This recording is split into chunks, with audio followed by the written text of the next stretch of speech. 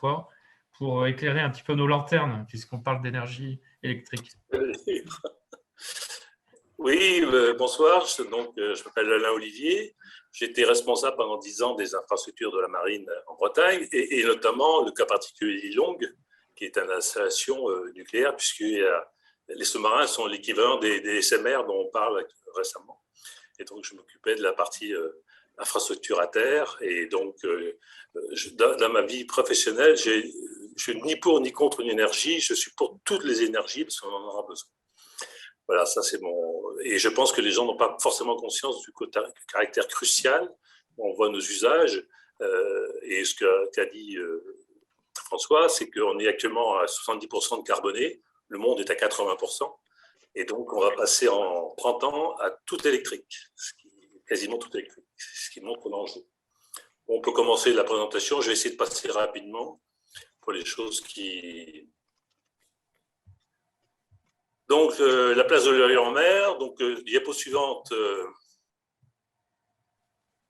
Voilà, donc, ça montre, si vous voulez, actuellement, on consomme 2 tonnes par an et par habitant d'énergie carbonée. Donc, malgré tous les effets des COP, on n'a jamais diminué nos consommations.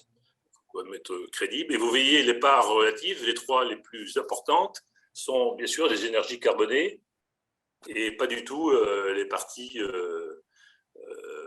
renouvelables qui sont très faibles. Et le nucléaire dont tout le monde parle, en France, il est important, 60-70%, mais en Europe et dans le monde, il n'est que 10%, et plutôt en stable, voire en déclin.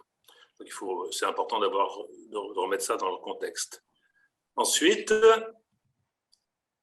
donc, les courbes, vous voyez, là aussi, les GES, les gaz à effet de serre, sont toujours en augmentation constante. Et vous voyez l'effort qu'on doit faire. La courbe rouge, c'est la courbe qui monte, qui est le fait actuel. Si on continue, c'est ce qu'on fait aujourd'hui. La COP 21 a essayé de ralentir. Et ce qu'il faudrait, en théorie, c'est les courbes bleues et violettes. Vous voyez, c'est l'exact symétrique qu'on est loin d'atteindre aujourd'hui. Donc, l'urgence de décarboner notre monde me paraît très, très important. Suivant.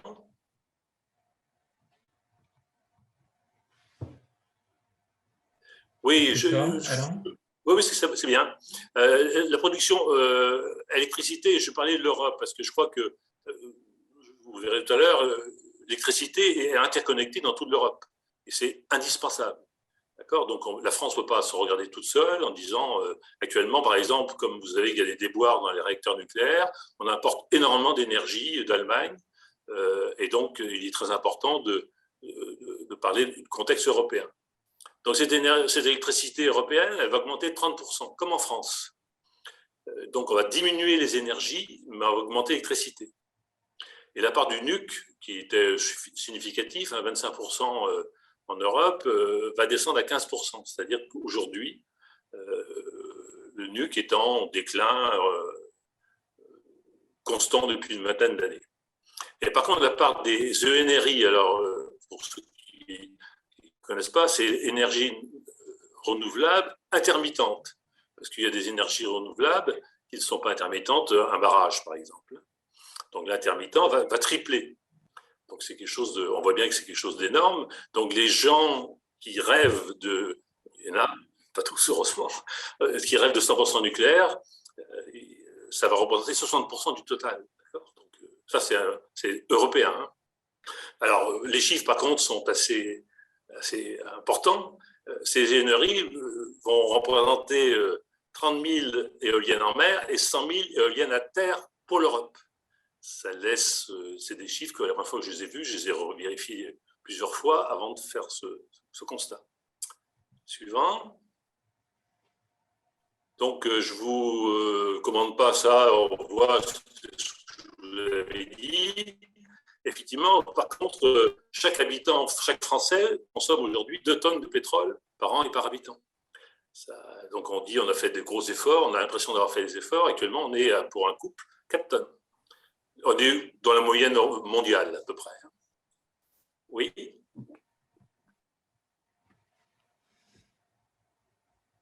Donc, en gros, on couvre.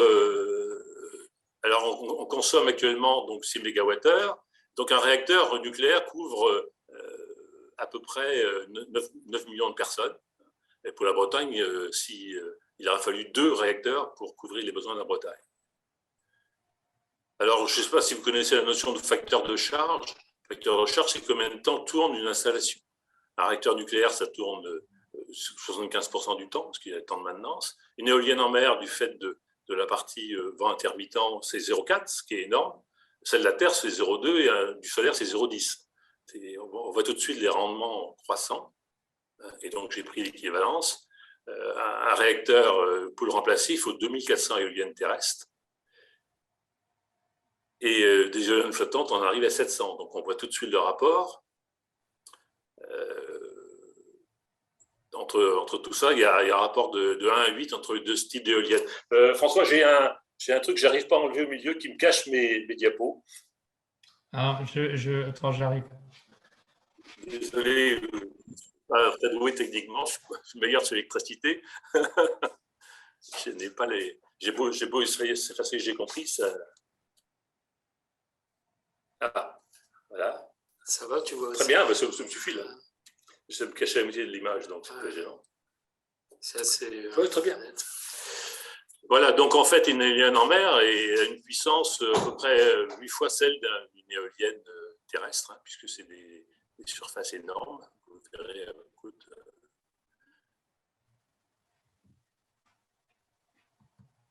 ensuite, la suivante.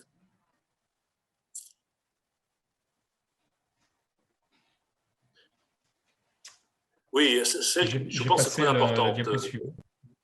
Oui, très bien. Ce qui est très important, c'est que, en gros, à gauche, vous voyez 2020, vous avez une petite part d'électricité qui fait 400, c'est-à-dire un quart de l'énergie. Les énergies décarbonées, c'est en gros, c'est les réseaux de chaleur, c'est le bois, et les énergies fossiles, que vous voyez le triangle noir, qui va de 600 à 1600, c'est-à-dire 1000 TWh. Et en 2050, nous avons signé avec l'Europe et la stratégie nationale bas carbone en France, la volonté d'arrêter les énergies fossiles. D'accord ? Donc, les énergies décarbonées vont augmenter légèrement, mais l'électricité, curieusement, donc on va diminuer de 40% de nos consommations, ce qui est déjà un chiffre énorme. Ça veut dire que si vous faites 10 000 km de voiture, vous autoriserez 6 000. C'est une réduction déjà très, très importante. Et on va changer, on va transformer tout ce qui était les voitures, c'est l'exemple parfait. On va transformer nos moteurs thermiques en moteurs électriques. Donc, il y a déjà un premier saut qui est énorme, c'est 40% d'énergie en moins. Donc, j'ai vu dans les premières réactions les gens qui disaient on va encore vivre plus chichement. Oui, mais 40% de moins, c'est déjà beaucoup. Et quasiment zéro en 2050 d'énergie fossile. Oui, suivant. Donc, curieusement, et c'est contre-intuitif, moi-même, j'ai eu un peu de doute au départ, l'électrification de l'énergie, c'est 40%. On va augmenter en diminuant nos énergies, parce qu'on transforme ça, on transforme les décarbonés en décarbonés, on va augmenter notre énergie de 40%. Donc, aujourd'hui, on a déjà du mal à produire, vous avez vu les incidents EDF, et il va falloir augmenter de 40%. Et on a 30 ans pour le faire. Donc, on aura besoin de tout.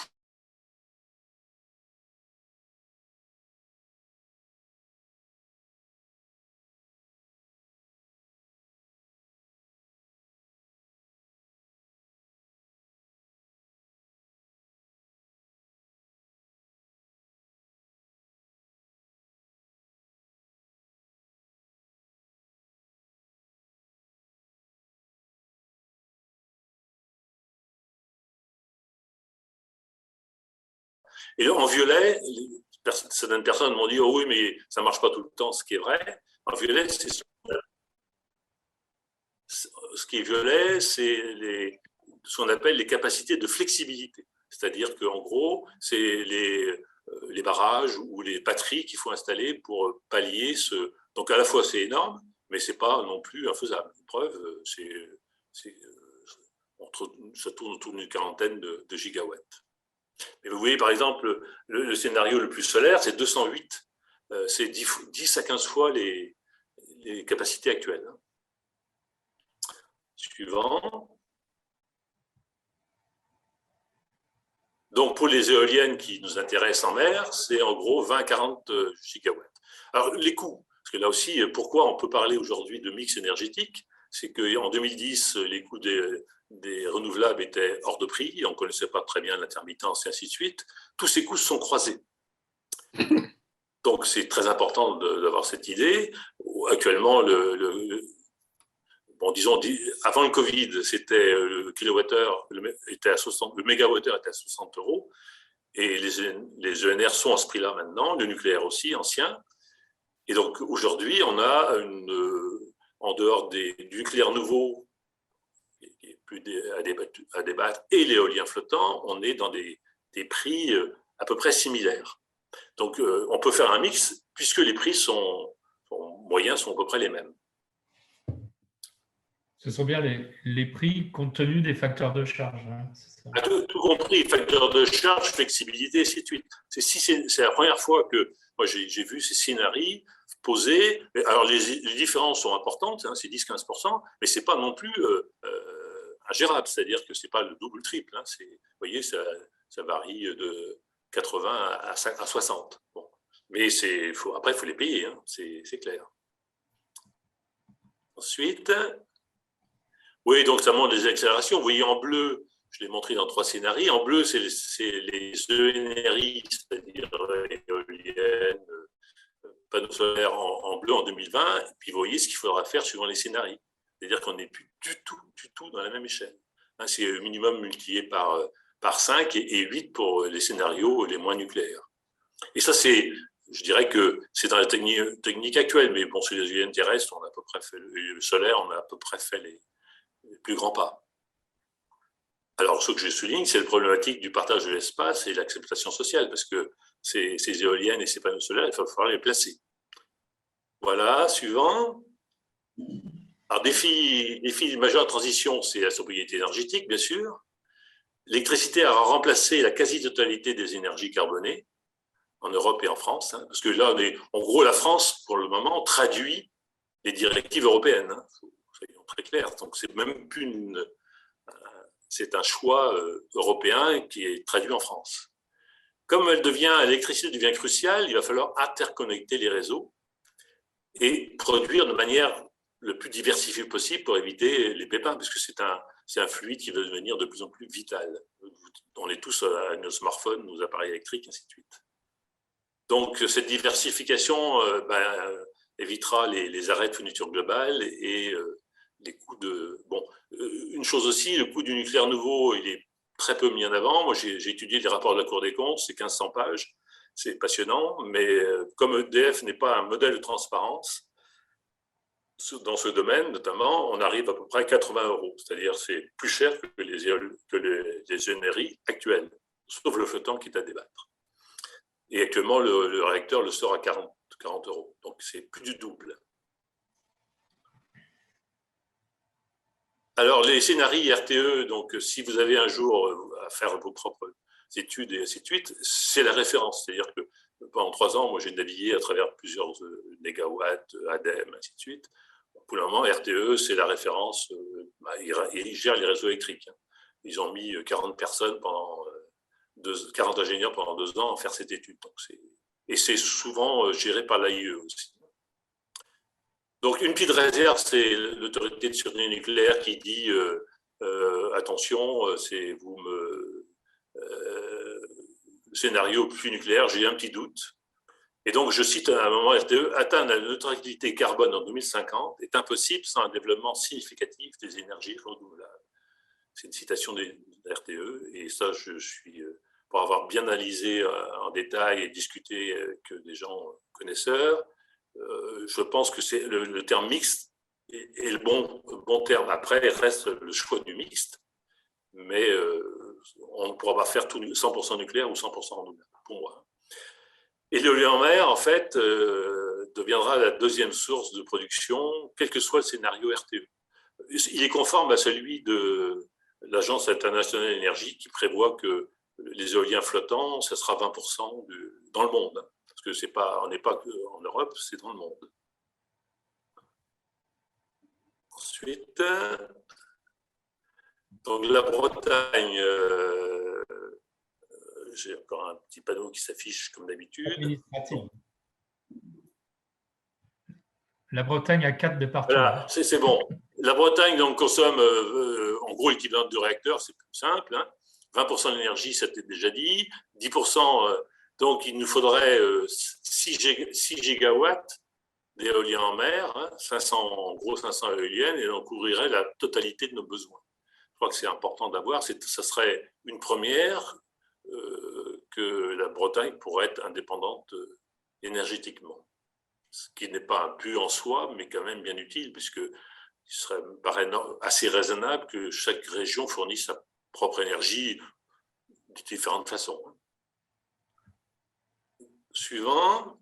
Donc l'éolien en mer, j'y reviens tout de suite. Donc, alors là, c'est important de le voir, c'est que on s'imagine, on a une éolienne en mer. Vous voyez la France, c'est à gauche, ça ne paraît même pas.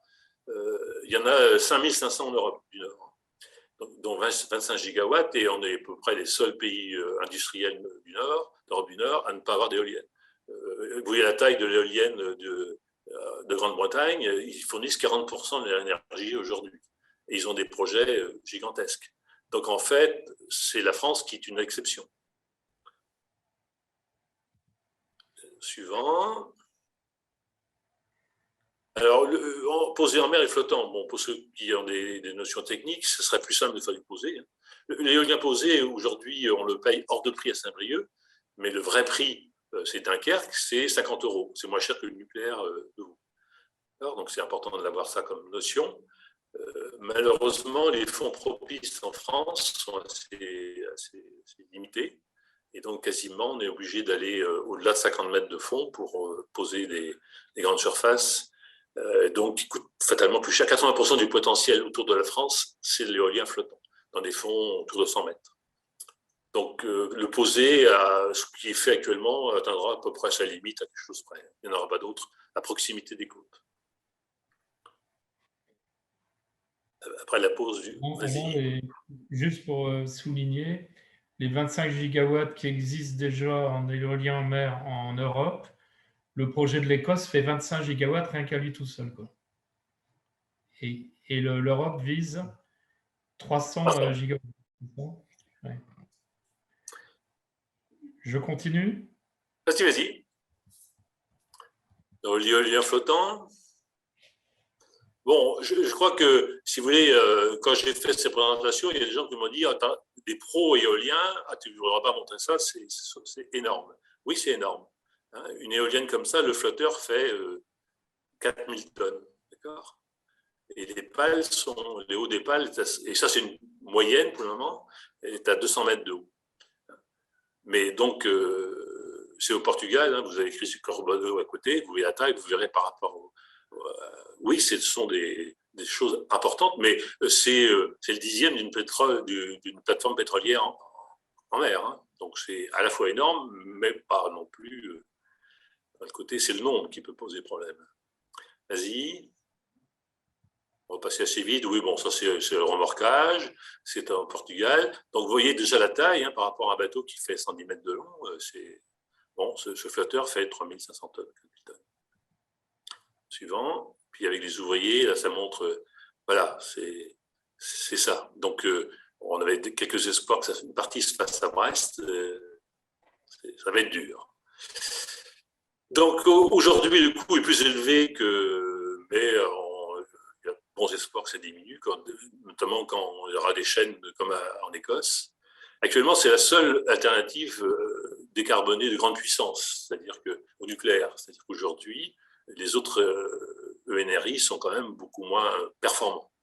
Donc, il y en a une dizaine qui marchent déjà, dont une partie au Portugal et en Écosse. Il y en a une en France, une petite. Et la France s'équipe au point de vue industriel, puisque là aussi, il y a des usines qui se font, hélas, pas en Bretagne. Il y a une usine énorme à Saint-Nazaire pour fournir les nacelles. Une à Cherbourg qui fabrique des pales de 110 mètres de long déjà, qui les fabrique, qui les sort. Et une usine énorme au Havre, où ils fabriquent à la fois des flotteurs, des airbases, et qui vont fabriquer des nacelles. Alors, toutes ces entreprises sont étrangères, européennes, mais étrangères, mais bon, on aura au moins quand même la fabrication en partie en France. Suivant. Donc, dans les premières remarques que j'ai eues, pourquoi on ferait comme l'Écosse, ils sont tout seuls. L'Europe a signé pour 300 gigawatts. Même anecdote, hein, le Luxembourg s'allie avec le Danemark pour construire des éoliennes en mer. Parce que, bon, le Luxembourg n'est pas très, très maritime, mais ils s'allient parce qu'ils n'ont pas le choix. Ils voient bien que c'est une des rares pistes. Et donc, et l'Allemagne elle-même, avec la coalition qui vient de sortir, c'est 2-3 fois, 75 gigawatts, c'est 2-3 fois les prévisions françaises. Donc, la France n'est pas toute seule, elle est même plutôt en retard dans les projets. Hein. Donc, un des gros problèmes, ça va être la réservation des zones en mer, parce qu'effectivement, il faut, et à mon avis, elles seront plus loin, on va les éloigner, ce sera une trentaine de kilomètres. Il est temps de les réserver pour que les cohabitations entre pêcheurs, cargos et autres marchent bien. Ça ne va pas être si simple. Alors, parmi les 3 scénarios les moins onéreux, j'ai voulu comparer. En fait, il y a une variante, notamment. Hein, ça représente à peu près, sur les 2 façades, oui, c'est ça, pardon. Hein, c'est 22 à 45, c'est 7 à 8 fois le nombre d'éoliennes en mer en cours d'installation.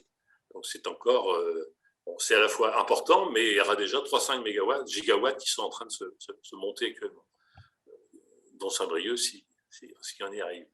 Suivant.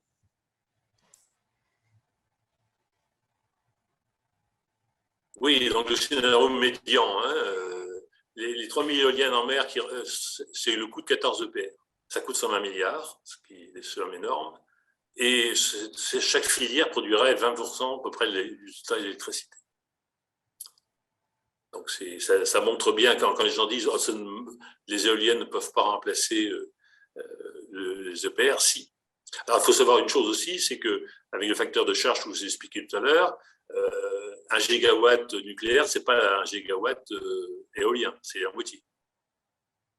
D'accord ? C'est-à-dire qu'il faut 2 gigawatts éoliens pour faire 1 gigawatt nucléaire, en raison des facteurs de charge. Donc, quand les gens font des calculs rapides, j'entends ça, vous avez entendu ça très souvent. Oh, c'est chouette, on a fait 2 gigawatts éoliens, c'est 1 gigawatt, c'est même pas réacteur. Donc, les Chinois sont là aussi poussent un tout. Il faut savoir que, je ne vous ai parlé de l'Europe, mais il faut savoir que la Corée, le Japon, la Chine prévoient énormément d'éoliennes en mer, et donc une preuve, puisque d'abord ils sont coacteurs des éoliennes au Portugal, et ensuite ils développent une turbine de 16 MW. Voilà. Suivant.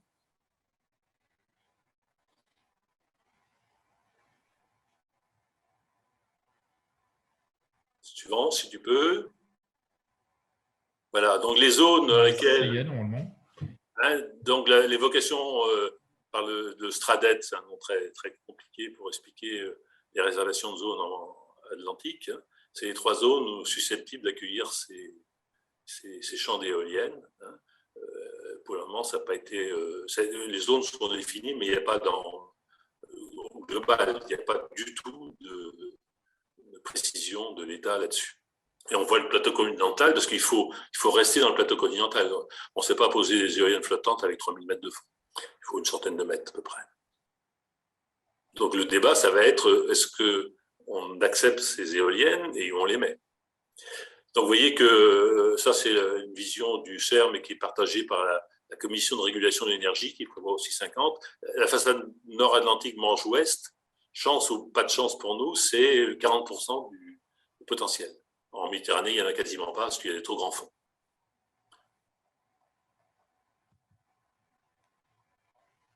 Ok, suivante. Oui, donc, bon, comme vous, ça peut vous surprendre les tailles et les machins, mais il faut savoir qu'aujourd'hui, il y a une société qui s'appelle DNV, qui est le Veritas norvégien, et dit qu'en gros, la part de l'éolien offshore dans les investissements passera de 5 à 50%. Et c'est du pétrole diminuera d'autant. Ben, sincèrement, je préfère voir des éoliennes en mer que du pétrole, que des champs pétroliers. Et en gros, d'ici 2050, l'éolien offshore fournirait la même énergie. Alors voilà, ça c'est la photo qui peut choquer, surprendre en tout cas. Il faut savoir qu'une éolienne en mer de grande taille, ça couvre 2,5 km² chacune. Et donc, pour faire 1 gigawatt, il faut 30 par 30, puisque si on les met trop proches, elles se perturbent les unes les autres et donc ça ne marche pas. Par contre, on peut pêcher entre elles. Donc, il y a un partage d'espace et d'abord d'accepter ces éoliennes. Ensuite, il y a un partage d'espace. Pour le moment, l'État français est les régions très en retard. Il a défini que la zone au sud de Groix, alors que l'Écosse est en train d'attribuer ses marchés. Suivant. Excuse-moi, Alain, il y a un décalage assez important quand je passe la diapo suivante, le temps qu'elle s'affiche.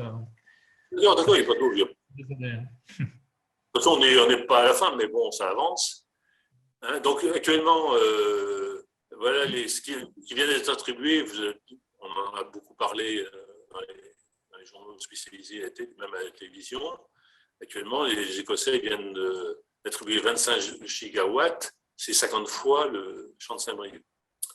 Ça donne des ordres de grandeur détail. Et là, ils sont attribués, c'est-à-dire que chaque compagnie, et c'est des compagnies pétrolières, parce qu'il y a qu'elles qui ont les moyens techniques et financiers pour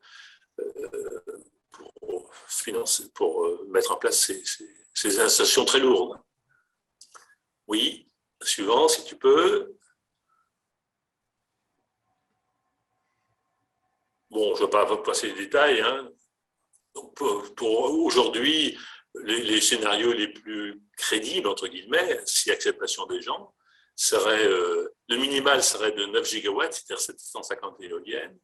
Et le scénario moyen, c'est 1200 éoliennes, c'est-à-dire la moitié de l'Écosse, 14,5 mégawatts. Ça, c'est le scénario RTE, c'est-à-dire qu'on peut tourner et virer. Si on n'a pas ça, on fera des réacteurs en plus ou on économisera en plus.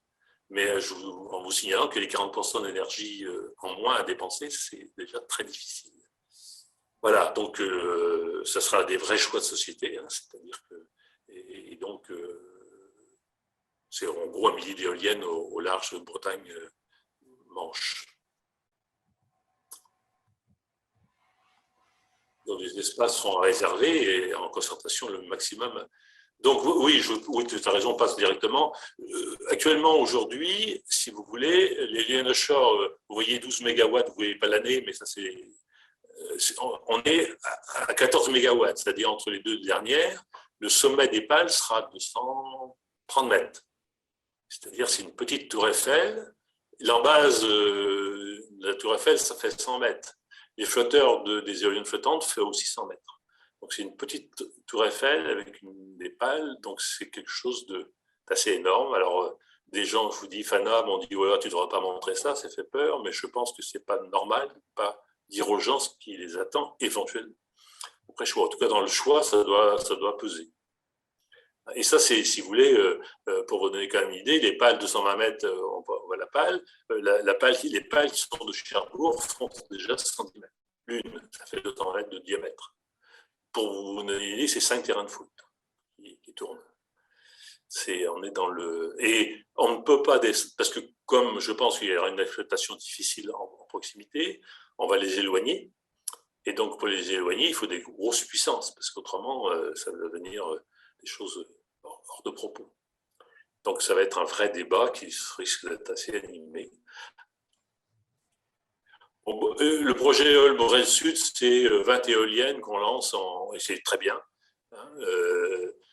qui sont lancées en cours d'appel d'offres actuellement, parce que c'est des appels d'offres européens, c'est-à-dire qu'il n'y a pas de possibilité d'accord local, c'est Total, Shell, BP, Iberdrola répondent, voilà, et le meilleur gagne.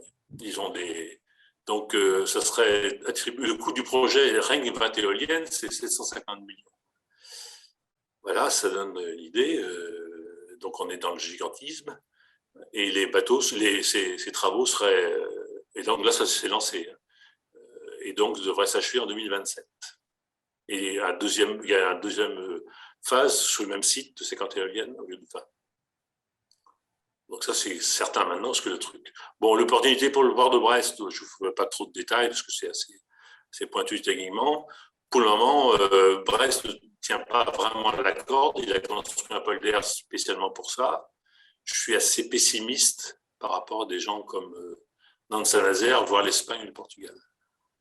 Il n'est pas très mobilisé. Et suivant.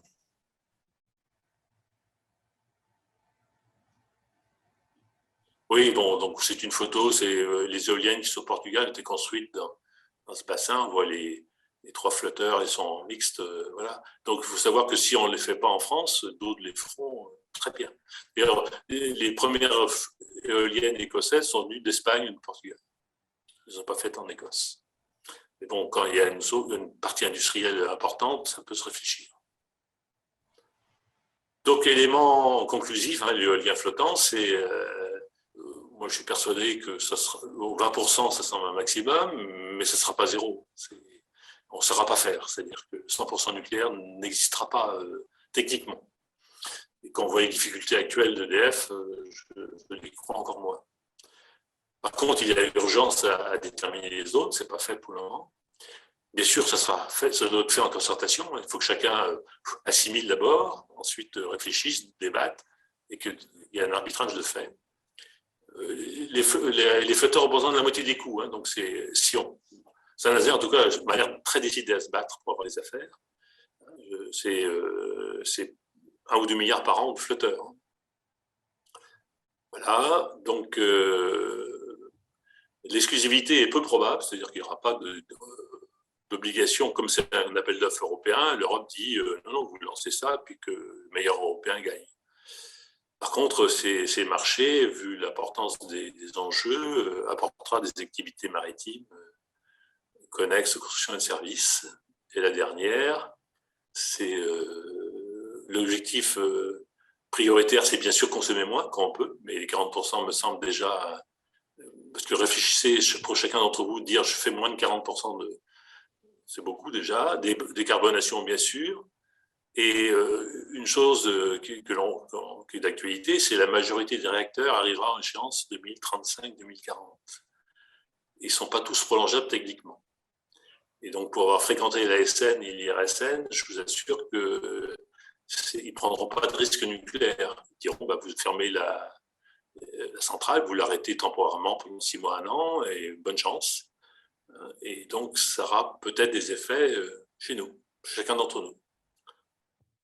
Donc, c'est pareil, le délai d'un réacteur, c'est 10 à 15 ans. Une éolienne en mer, c'est une dizaine d'années aussi. Il n'y a pas de projet simple. Les NRI, quoi qu'il y ait de nucléaire, ça sera quadruplé à peu près le nombre et l'importance de choses. Et en fait, l'ASN, donc l'autorité de sûreté nucléaire, la Cour des comptes et RTE, pour une fois sont d'accord et disent il est urgent de décider avant qu'on ait des risques de blackout. Voilà les éléments d'info que je vais vous donner. Je suis prêt à répondre à toutes vos questions. Merci Alain, parce que tu as tenu dans le timing avec un exposé très complet. Guy, tu... Oui, mais... non, je vais vous laisser la parole. C'était le but du jeu. Donc, en fait, les règles, je vois que Agnès a déjà levé la main, mais c'est ça qu'il faut faire. Donc, vous avez, si vous êtes habitué à Zoom, il y a un petit bouton en bas qui s'appelle réaction. Donc, si vous voulez parler, eh bien, vous levez la main, puis je vais essayer de distribuer la parole à chacun. Voilà. Donc, comme Agnès, c'était la première, je vais lui laisser la parole. Voilà. Merci. Je me pose la question, pourquoi l'éolien en mer est plus cher au large de Saint-Brieuc qu'à Dunkerque? On est entre nous, je suis très direct, c'est à cause de Madame Ségolène Royal. C'est-à-dire? C'est un appel d'offres n'importe comment. Donc, actuellement, elle a accepté de payer même 180, parce qu'aujourd'hui, on a 150. Mais comme elle n'avait pas préparé l'appel d'offres, les gens ont répondu en disant « Oh là là, moi, comme je ne connais pas les données, je me couvre. » Et comme il fallait signer politiquement quelque chose, on avait signé. Actuellement, Dunkerque, c'est le même, à 60 euros. Voilà. Si vous voulez la réponse directe et franche. Merci. Donc, on va lui faire en C'est une partie. Hein. Oui. Moi, j'avais une question par rapport aux hydroliennes. Oui. Est-ce que ça produit moins d'énergie? Enfin là, j'avais des questions par rapport aux éoliennes en mer. Quelle était la différence au niveau de la production d'énergie? Alors, je n'ai pas parlé parce qu'en fait, pour les 10 ans qui viennent, l'État ne financera aucun projet hydrolien. Ah parce oui? que pas assez rentable, et passé au point techniquement. Ah, Voilà. c'est passé au point? Non. Actuellement, il y a des problèmes d'étanchéité de moteur. C'est très compliqué de rendre un moteur étanche, réversible en plus. Donc, il faut continuer les recherches, hein, soyons très clairs. Mais actuellement, si DCNS s'est passé de ces grandes hydroliennes, c'est que ça ne marche pas techniquement. Ils essaient de les faire marcher au Canada. Et ce qui peut peut-être marcher, c'est les petites hydroliennes que l'on voit à Ouessant, mais même à Ouessant, je ne crois pas que ça marche très bien. Et celle de Bordeaux, ils essayent aussi, mais c'est des puissances, c'est 5% d'une éolienne en mer. Donc, ah oui, d'accord. Oui, aujourd'hui. Hein. Parce que les hydroliennes géantes de DCNS, pour vous donner une idée, elles faisaient 16 mètres de diamètre, c'est quand même des choses énormes. Elles produisaient 2 mégawatts. Une éolienne flottante en produit 14. Ah. Donc on n'est pas à l'échelle, et en plus ça ne marche pas bien tout le monde. Mais il est urgent de continuer. Hein, bien d'accord, moi je suis pour l'expérimentation. Il est urgent de continuer et se dire, bon, bah, ok, on avance. En tout cas, pour les 10 ans qui viennent, c'est précisé dans la PPE, Programmation pluriannuelle de l'énergie, qu'il n'y aura pas aucun financement. Ok, merci. Et j'en ai discuté aussi avec le président de Sabella, si vous voulez, en aparté. Il m'a dit c'est un marché de niche. Voilà. Ah. C'est bien pour Ouessant ou pour les îles Philippines, parce que là, ça peut être très compliqué d'amener l'électricité. Clairement, un marché de niche, parce qu'il arrive à 400-500 € du mégawattheure, contre 60 aujourd'hui sur le marché. Donc, peu d'espoir pour les 10 ans. Ok, merci. Oui. Juste, n'oubliez pas de baisser vos mains. Oui. Quand ceux qui ont parlé, voilà. Et donc, du coup, en fait, vous avez répondu là pour Sabella, parce que je me demandais, oui, par rapport aux hydroliennes, comme celle de Sabella, c'est celle qui est installée à Ouessant, c'est ça. Hein. Qu'ils essayent d'installer. Ils essaient de l'installer, oui. Ouais, ça fait 3 ou 4 fois qu'ils la relèvent. Mais moi, je suis pour ces expérimentations, parce que c'est idiot de ne pas le. Ça peut être une voie d'avenir. En tout cas, moi, j'en avais discuté en aparté lors, justement, j'avais fait une présentation comme ça à l'UBO sur les EMR, si vous voulez. Il m'avait clairement dit que c'était un marché de niche pour le moment qu'il visait. Il ne cherche pas à produire à grosse échelle. Et par rapport aux éoliens en mer, le fait qu'elles soient éloignées de la côte, voilà, disons une trentaine de kilomètres, par rapport à la perte d'énergie en ligne, c'est-à-dire au niveau des câbles, ça ne pose pas un problème aussi de... Si. Oui. Si, vous perdez. Mais en fait, c'est pour ça que je vais pas insister là-dessus, mais déjà, l'éloignement va coûter 15 € de plus du mégawattheure. C'est-à-dire que sur votre facture EDF, vous allez payer 15 €, parce que c'est plus cher, parce qu'il y a des pertes en ligne, puis le câble coûte cher. Hein. Mais avec des gros transformateurs, parce que vous savez, mais les transformateurs sont tout proches des parcs. Hein. Donc il va falloir faire des usines géantes de transformation pour passer en très haut voltage, pour diminuer la perte. Oui, mais moi, vu l'expérience de Saint-Brieuc, je ne vois pas. On a discuté, mais je pense que maintenant, on sera obligé. D'ailleurs, en Écosse, ils sont tous à peu près à 30 km. Écoute. Okay. Et tout ce qui est énergie marémotrice, ça veut pas forcément l'image du barrage de la Rance, mais même l'énergie des vagues, les houlographes, Là, j'ai vu cet après-midi encore sur Facebook, il y avait, ou non sur LinkedIn, il y avait une démo là d'un espèce d'appareil qui utilise l'énergie des vagues. Là. Donc oui, ils prétendent avoir un rendement assez intéressant, mais mon métier était de construire des ports. Quand j'ai vu la récupération d'énergie des vagues, ça aurait été mon rêve. J'ai jamais réussi. Okay. Non. Aujourd'hui, actuellement, la seule chose un peu mature, c'est l'hydrolien qu'il faut pousser, machin. Tout le reste, les Écossais et les Anglais ont essayé de faire des trucs avec des batteurs. C'est un peu le professeur Nimbus. Je ne dis pas que ça n'arrivera pas. Et quand j'ai vu à Saint-Brieuc quelqu'un qui propose un truc à une sorte de batteur, là, j'ai rigolé doucement, excusez-moi, mais c'est pas raisonnable. Il faut faire rêver. Je ne sais pas si vous vous rappelez, il y a 30 ans, il y avait des gens qui avaient inventé le moteur à eau. Hein. Oui. On n'a pas donné beaucoup de suite. Alors, tous ces trucs-là, qu'on en recherche, moi je suis fanat, hein, c'est-à-dire qu'il faut, mais pour le moment, aucun pas. Une preuve, la PPE ne finance pas. C'est votre argent quand même. Le nôtre. Ok, mais merci. Hervé, si tu veux. Oui, alors j'ai invité Michel Bécourt, hein, qui a voté Bretagne Ma Vie, comme moi au premier tour, quoi, à participer à la visio, quoi. J'ai donné le lien, quoi. Alors moi, j'avais une question, c'est qu'est-ce qu'on va faire des déchets des palmes des éoliennes, quoi, parce que c'est pas, ça va produire quand même des déchets avec des palmes. Qu'est-ce qu'on va en faire, quoi? Sincèrement, là, vous avez raison. Actuellement, je crois que les Américains les enterrent, ce qui me paraît du délire. Mais en France, aujourd'hui, je ne vais pas vous dire qu'on a trouvé la solution, je crois qu'on n'a pas trouvé la solution, mais je sais qu'ils sont en train de rechercher des matériaux qui vont permettre, en partie, c'est pareil, si vous voulez, mais vous avez raison, on ne peut pas se permettre les systèmes américains où j'ai vu des petits films où ils enterrent ça dans le désert, c'est une folie douce. Bon, voilà. Alors par contre, c'est pareil, les pales, comment ça s'appelle ? Les pales, si on les stocke en attendant qu'on sache les déconstruire, ou encore mieux qu'on construise des trucs ça ne sera pas des machins énormes par rapport aux déchets nucléaires, hein, parce que les déchets nucléaires, pour avoir visité dans l'Aube un dépôt transitoire, c'est parce qu'on parle bien sûr des déchets ultimes à bure, on ne parle pas de tous les déchets, des combinaisons et autres qui sont quelque chose d'énorme aussi. Durée de vie moyenne, 300 ans quand même. Donc voilà, non, actuellement, je ne vais pas vous dire que c'est résolu, hein, c'est clair. Et c'est pour ça d'ailleurs que dans les flotteurs, il y a des solutions béton et des solutions acier.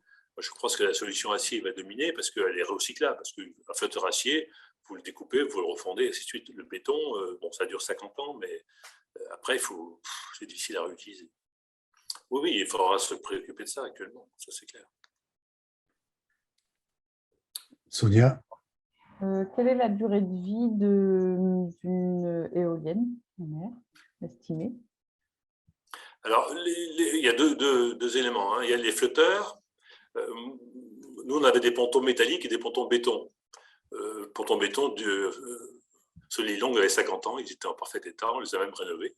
Donc, c'est une durée de vie importante. Ce qui risque le béton, c'est que la forme des éoliennes et des flotteurs changent. Si votre béton n'est pas adapté, le béton, lui, il durera 50-60 ans sans aucun problème, en prenant des précautions. L'acier, c'est une trentaine d'années. 30-35 ans, je pense qu'il faudra les ramener, et c'est là qu'on a une opportunité pour Brest, si Brest se débrouille bien, de carénage, ainsi de suite, comme un bateau, en fait. En fait, une éolienne flottante, 3000 tonnes, c'est le poids d'une frégate de la marine. Mais voilà, ça se répare, c'est pas. Non, je suis d'accord, c'est les pelles qui me paraissent le plus délicats, parce que pour le moment, on ne sait pas très bien traiter l'affaire. L'acier et le béton, alors il y a les ancrages aussi, mais ce sera des câbles, ça va obliger à faire de la recherche. Ça ne me paraît pas insurmontable. Et la maintenance non plus, hein, pour les pétroliers, une plateforme offshore, c'est 50 000 tonnes. Hein, c'est beaucoup plus lourd que les éoliennes. Donc oui, et ça résiste très bien. Les mers du Nord, pour vous donner une idée, elles résistent à des vagues de 22 mètres. Voilà. On est dans le monstrueux. Donc les pétroliers, et d'ailleurs, je me suis amusé à lire tous les gens qui ont récupéré les champs d'éoliennes. Ce sont des pétroliers. Il n'y a qu'eux qui ont les vraies compétences techniques et financières. Loïc? Oui, comment dire, vous parliez tout à l'heure de champs de 30 fois 30 éoliennes, donc c'est en mer. Juste une question par rapport à... Et en plus avec des tailles de... non, 300 les champs seraient c'est un 5 gigawatts, c'est une centaine d'éoliennes, oui. Une centaine d'éoliennes. Et là, bon, c'est une question pour notamment les espèces migrantes, les oiseaux par exemple. Est-ce que ça pose question, problème? Voilà, c'est ce qu'on voit souvent quand on veut critiquer les éoliennes. Oui. Là, sincèrement, je n'ai pas de compétences là-dessus. C'est clair que c'est pour ça que moi, ce qui me choque, c'est qu'en France, on n'est pas avancé nos études là-dessus. D'accord? C'est-à-dire qu'on est en train de recommencer pour l'éolien en mer la même chose que l'éolien à Saint-Brieuc. c'est-à-dire faire improviser, on n'a pas les données techniques, environnementales, puis après on dit à un industriel qui passe à combien vous nous le faites, sans étude préalable. Moi, si vous voulez, l'information que je vous fais, c'est pour dire, est-ce qu'on y va là-dedans? Et si on y va, commençons tout de suite des études d'environnement, de machin. Et puis prévenons la population, parce que je ne suis pas sûr que tout soit... on ne pourra pas tout refuser, mais il faut aussi quand même faire participer les gens. Et donc, ce que je trouve scandaleux, c'est qu'on n'a pas défini dès aujourd'hui les principales zones et lancé les principales études. L'improvisation, ça ne se fait pas là-dedans. D'accord ? C'est une preuve, on a payé le triple, 2 fois et demi le prix à Saint-Brieuc que toute l'Europe du Nord. Bon. Et tout ça sans études très poussées environnementales. Agnès? Oui, alors j'avais 2 questions. D'abord, alors pourquoi la France a tellement de retard par rapport aux autres pays et à quelle date les premières éoliennes ont-elles été construites En mer? En mer, oui. Ah bah, du Nord, ça a commencé il y a 20 ans. Il y a 20 ans? Oui, oui. Elles sont posées, hein. Bien. Les premières éoliennes posées en 20 ans. Oui, on a un retour d'expérience. Pour l'Europe du Nord, c'est banal. Après, on est d'accord ou on n'est pas d'accord, mais c'est banal. Donc, actuellement, je vous dis, ce qui est quand même choquant quand vous voyez la taille et les éoliennes en Angleterre, ils en ont 3000 à eux seuls, je crois. Voilà. Et elles sont en marche depuis 10-15 ans aussi. Et en France, qu'est-ce qui bloque? Qu'est-ce qui... Nous? La technique, enfin bon. Non, pas du tout. Non. Nous, on est contre tout. Moi, je suis pour tout, raisonnablement. Et puis les politiques qui, du coup, suivent le vent, c'est le cas de le dire, et donc ils n'osent pas y aller, ils n'osent pas expliquer aux gens. Mais cette information-là, normalement, elle devrait faire l'objet d'une émission de télévision, d'un reportage, ainsi de suite. Pourquoi j'ai lancé ça? C'est qu'il y a 4 ans, c'était l'horreur absolue. Les gens racontaient n'importe quoi dans les journaux, y compris nationaux. Donc j'étais obligé moi-même, pour me faire ma propre idée, de potasser les trucs, et les rapports de la Cour des comptes, et ainsi de suite.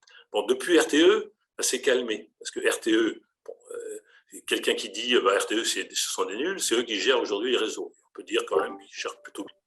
Et donc, aujourd'hui, ça calme les esprits, tous les gens qui lancent n'importe quoi se taisent. Après, il y a des débats, c'est normal, il y a un choix, ils laissent le choix entre 6 solutions d'ailleurs. Mais par contre, il faudra choisir parmi les 6 solutions. Et on ne pourra pas refuser de choisir. Autrement, ce sera le gouvernement qui choisira, quel qu'il soit. Qui a déjà choisi d'ailleurs, en quelque sorte, avec le nucléaire. Si vous voulez, en poussant, bon, je peux pas vous dire que je suis anti-nucléaire, travailler en ligne longue, mais je veux vous dire que je suis pour qu'à l'horizon, avant la fin du siècle, on n'en ait plus, d'accord? Parce que je pense que c'est une industrie qui est quand même délicate. Pour avoir géré et passé des week-ends difficiles, je n'ai pas envie de retrouver Fukushima en France, d'accord? Parce que c'est très rare, hein, mais ça existe. Donc, si vous voulez, je pense qu'il faut trouver... Et si on refuse toutes les solutions extérieures, on aura du nucléaire. Parce que, croyez-moi, les gens ne se passeront pas d'électricité. Ils ne peuvent pas. D'ailleurs, une preuve, aujourd'hui, on est en difficulté. En fait, on a des usines à charbon en Allemagne et même en France. Donc, ce que je crains le plus, c'est le refus de tout. Moi, je pense que le nucléaire est une transition nécessaire encore, mais pas du tout à la dose qu'on a eue aujourd'hui. D'ailleurs, une preuve que vous avez vu ces incidents sur les tuyaux actuels, si ces incidents, ce qu'on appelle génériques, dans 2 ans, on peut arrêter tous les centrales, d'accord, pour les réparer, tout ensemble. On a l'air mal. Donc, moi, je suis pour et travailler pour la défense, mon premier problème, c'était trouver toutes les sources de diversification possibles pour être sûr que j'ai l'électricité. C'est ça mon métier, notamment. Donc aujourd'hui, mais par contre, il ne faut pas tout refuser. Si on refuse tout, c'est une façon de dire je suis pour le nucléaire, c'est une façon de dire je ne veux pas les éoliennes. Et quand je suis pour les éoliennes, je suis contre le nucléaire, ce qui est absurde. Pour moi, on n'aura pas le choix d'un mixte. Et sincèrement, une part raisonnable de nucléaire me paraît indispensable pour les 30 ans à venir. en raison notamment de ce qu'on appelle la pilotabilité. Hein. Je ne sais pas si vous connaissez ce terme. Les éoliennes, elles ont un typo, et du vent. S'il n'y a pas de vent, on est embêté. Et donc d'avoir un système pilotable, c'est-à-dire les barrages ou les nucléaires qu'on démarre quand il n'y a plus de vent, eh ben c'est très bien. Voilà, donc je pense que techniquement, on n'a pas le choix pour le moment d'avoir un minimum de nucléaire. Mais il ne faut surtout pas, pour moi, partir sur 100% nucléaire. Ce serait une folie. Il faut qu'on se désintoxique du nucléaire. Et j'ai travaillé toute ma vie en nucléaire, vous voyez. Jean-Paul? Pierre. Oui, j'avais une question sur la pilotage. Est-ce que les énergies renouvelables peuvent être mieux pilotables à l'avenir? C'est la première question. Et la deuxième question, c'est est-ce qu'il y a des impacts environnementaux sur les grands parcs écossais? Parce qu'on on bénéficie quand même d'une expérience et d'un retour d'expérience sur ces sites-là qui sont installés depuis longtemps. Alors, sur les grands parcs écossais, la partie environnementale, je suis ingénieur, pas du tout botaniste et autres, donc je ne le connais pas, sincèrement. Mais si vous voulez, je n'ai pas entendu parler de réactions importantes ou de problèmes, mais c'est peut-être par mes connaissances.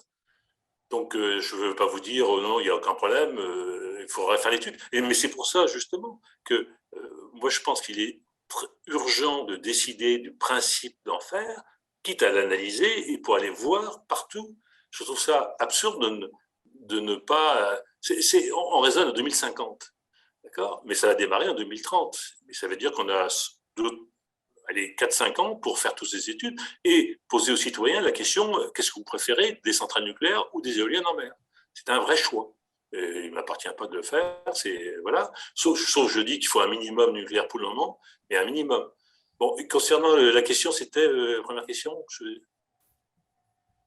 La pilotabilité. Oui, alors, il y a 2-3 phénomènes. Hein. Il y a l'intermittence et la pilotabilité. L'intermittence, ça tourne que les éoliennes en mer ont une chance inouïe, ça tourne 40% du temps. C'est pour ça qu'elles sont d'ailleurs très rentables. Donc, et la façon de lutter contre ça, l'intermittence, c'est de connecter tous les réseaux européens. Ce qu'on fait d'ailleurs. Hein. Il va y avoir un câble qui va être passé entre l'Irlande et autres. Et donc, c'est bien une malchance que, comme par hasard, il y ait tous les pas de vent de l'Écosse jusqu'à la Sicile, si vous voulez. D'accord ? Donc là, en interconnectant les réseaux, en plus, si vous voulez, c'est une sécurité d'approvisionnement pour nous. Parce que, vous voyez, la France qui exportait, aujourd'hui, importe de l'électricité. On n'en produit plus assez. D'accord ? On est bien content de trouver les Européens pour nous le fournir. Avant, c'était eux qui étaient contents de nous trouver. Donc, cette interconnexion des réseaux va résoudre une partie, mais pas tout, hein. Et ça s'appelle la partie pilotable. Et là, le pilotable, c'est pendant 8 jours, vous n'avez pas de vent sur toute l'Europe, l'anticyclone qui arrive, ou une tempête cataclysme, hein, il ne faut pas non plus l'exclure. Et donc, c'est là que je dis que ça sera bien d'avoir quelques centrales à gaz comme Landivisiau, ou quelques réacteurs nucléaires, mais moins il y en aura, mieux on se portera. Mais il faut assurer, pour moi, l'approvisionnement. C'est de l'eau, hein, c'est aussi vital que l'eau, l'électricité dans notre monde moderne. On peut le regretter, mais c'est comme ça. Voilà, donc il y a 2 façons de le faire, interconnecter, qui est une sécurité pour nous. Hein. On a tous, alors les gens râlent en disant « Ah oui, on paye pour l'Europe, et ainsi de suite ». Non, on est bien content de trouver centrale allemande aujourd'hui, comme eux étaient contents de nous trouver avant. Et puis, eux peuvent avoir un pépin aussi sur quelque chose. Voilà, donc... Et ce qu'on appelle aussi la flexibilité, vous avez vu, il y a des réserves. On est en train de chercher des batteries de très grande puissance pour charger pendant des temps difficiles. Et puis il y a les stations de pompage on remonte des barrages, on inverse les barrages pour monter de l'eau pendant la nuit et leur faire redescendre la journée. Les steppes. Et ça se construit. Actuellement, moi, le principal reproche que je ferai à tout ça, c'est que EDF n'a pas toujours été d'une transparence totale et les politiques se comportent un peu vis-à-vis d'EDF de façon un peu bizarre. Donc, si on ne leur donne pas une vision à long terme, c'est nous qui allons le payer. Long terme, c'est au moins 10 ans, c'est au moins 20 ans. Pierre Molot. Moi, c'est une question sur la construction des éoliennes. Je vois que les techniciens, ceux qui ont pensé ces outils sont très compétents, hein, et je pense qu'ils ont sûrement fait des études d'impact sur les travaux d'enfouissement des câbles, des structures lourdes. Je veux dire, une éolienne, c'est pas une encre hein, avec un petit corps mort. C'est quelque chose où on va manipuler énormément de sédiments. Hein. Et donc, je pense que l'étude d'impact a dû être faite sur l'impact de la manipulation des sédiments sur ce que moi j'appelle le phytoplancton. Parce qu'une fois qu'on va manipuler les sédiments, on sait l'impact que ça aura sur le phytoplancton. Et en baie de Saint-Brieuc en particulier, l'impact aura lieu sur le phytoplancton et fera disparaître quelques espèces comme les diatomées pour être remplacées par d'autres espèces qu'on appelle les dinoflagellés. Bon, ils ont le droit d'exister, hein, les dinoflagellés. Le problème, c'est que je crois que les coquilles Saint-Jacques, une fois qu'ils sont contaminés, les coquilles Saint-Jacques de ces planctons toxiques, il faut 1 an et demi avant qu'elles se décontaminent. À la différence d'une huître, au bout de 15 jours, elle se décontamine. Bon, voilà. Donc, moi, ce qui m'inquiète, c'est les manipulations des sédiments, l'impact que ça va avoir sur le phytoplancton et le panache que ça va avoir sur tout le long du littoral. Et là, je pense aux thalassothérapie, je pense aux surfeurs, qui, bon, tout le monde va le payer très cher. Il n'y a pas que les coquilles Saint-Jacques qui vont le payer très cher. Je pense que le tourisme sur le littoral va nous dire, mais qu'est-ce que c'est que ces marées rouges qui nous arrivent? Parce qu'on est à la merci d'un développement des marées rouges. Alors vous me direz, mais il y en a eu il y a des centaines de millions d'années, et puis ça s'est remis en place. Oui, c'est vrai, il ne faut pas s'inquiéter. Sur des millions d'années, tout redeviendra normal.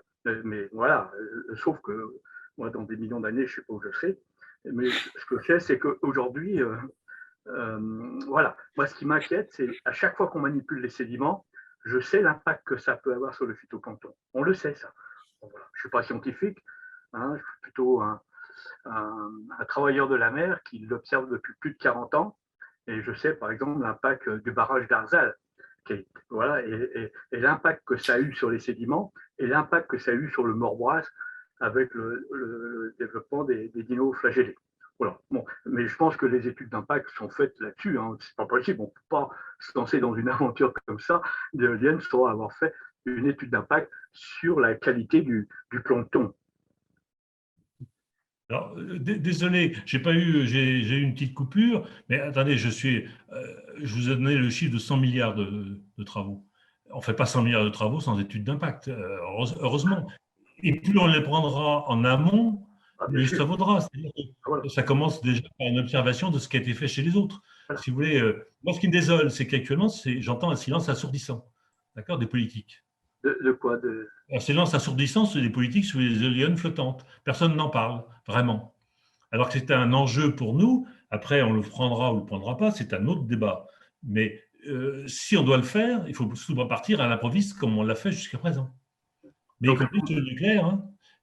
Si on décide de 6 ou 14 réacteurs, il faut savoir où on les met, ça ne va pas être simple.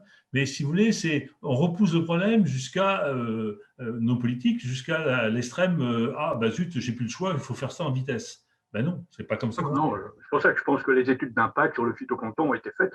J'aimerais bien avoir des résultats, moi ça m'intéresserait. Quoi. Voilà. Au large, je ne suis pas sûr que ça ait été fait. Hein. Moi, sur les c'est pas possible.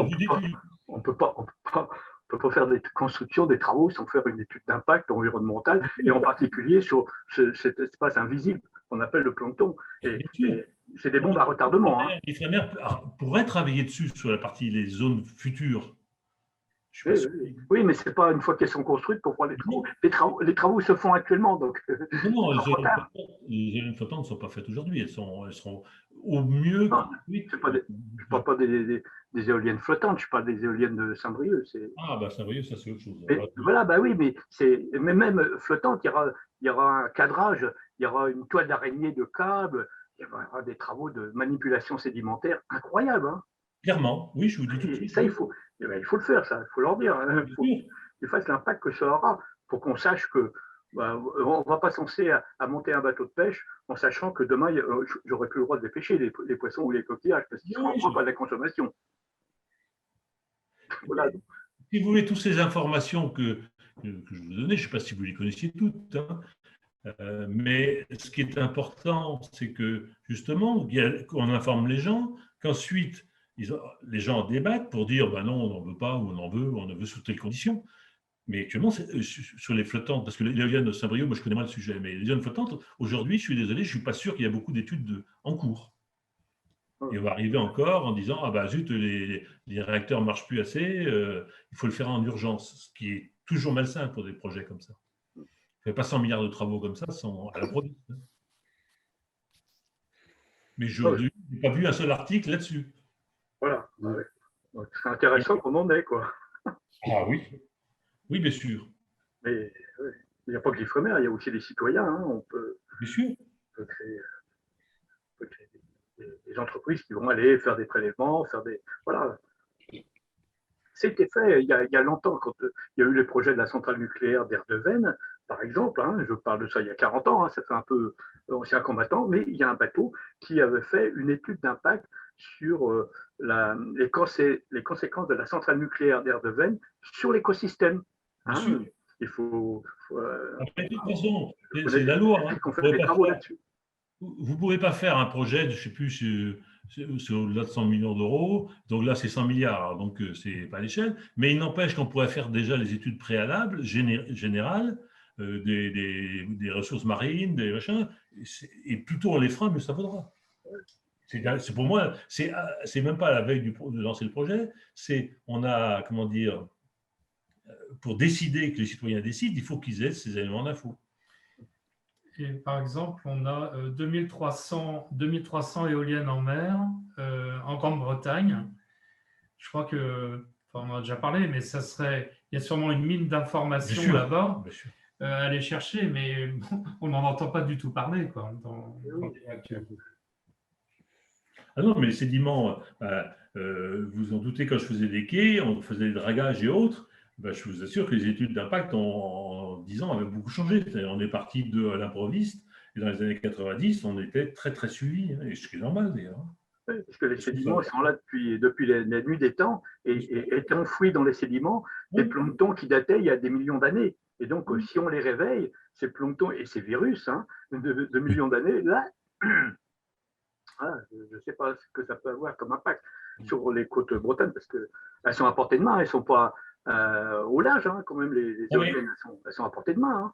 Hein. Vous faites partie d'une association qui réunit des Bretons, mais je pense que c'est des associations comme vous de réclamer auprès des dirigeants des précisions sur des projets, qu'est-ce qu'ils ont l'intention de faire. J'en sais rien aujourd'hui. Moi, j'ai été rencontrer des députés, un député, je vais voir un autre dans un mois, ils me répondent j'en sais rien, d'accord? Excusez-moi, ce n'est pas une réponse. Ah oui.